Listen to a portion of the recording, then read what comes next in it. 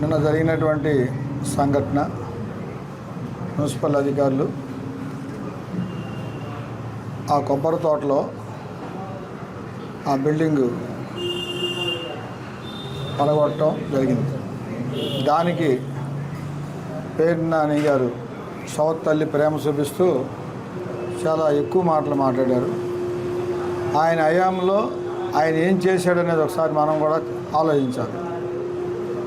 అందరికీ దొంగ సర్టిఫికెట్లు ఇచ్చి ఆ సర్టిఫికెట్లు ఎందుకు పనికిరావు? ఎవరికన్నా ఇచ్చామంటే కోర్టు కాదు కదా, ఎవరు కూడా వాళ్ళకి ఇబ్బందులు పాలకుండా చూడాలి.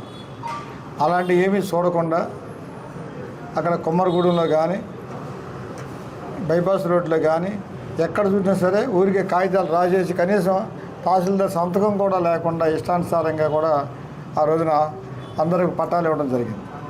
అవి చట్ట వ్యతిరేకంగా ఇచ్చారని పడగొట్టడం జరిగింది.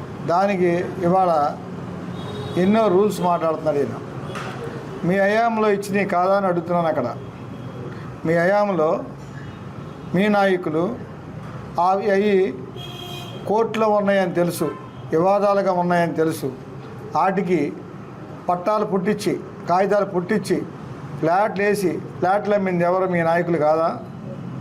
అది మీకు తెలియదా? అది పాపం కాదా? ఆ ఉసురు మీకు తగలదా అని అడుగుతున్నా నేను. ఇవాళ వచ్చి ముసలి కన్నీరు కారుతున్నారు, ఏదో న్యాయం మాట్లాడుతున్నారు, నీతులు మాట్లాడుతున్నారు. అసలు ఈ మాకు నోటికి ఏమొస్తాయో అవి ఇష్టానుసారంగా మాట్లాడేస్తున్నారు. పవన్ కళ్యాణ్ గారిని విమర్శిస్తున్నారు, కాపులు అంటున్నారు. కాపులు ఇవాళ గుర్తొచ్చారా? పవన్ కళ్యాణ్ గారు తిట్టినప్పుడు గుర్తు రాలేదా? నీ కొడుకు వచ్చి మమ్మల్ని విమర్శిస్తున్నాడు, డమ్మీ అంట.